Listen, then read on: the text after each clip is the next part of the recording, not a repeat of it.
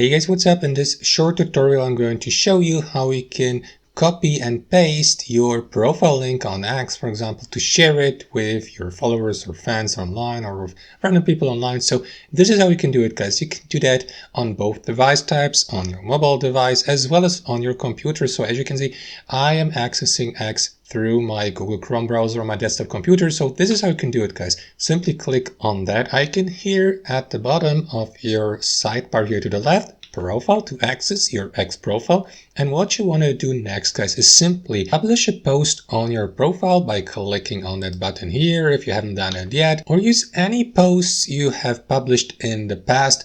And simply, I will go with that example post here for demonstration purposes. Simply click on that button here in the bottom right corner of your post, share. That will allow you to copy the link to that post, not to your profile, guys, but only to your post, to that specific post here. So click on it, copy link. And what you want to do next, guys, is open, for example, Notepad on your computer or Microsoft Word or Excel.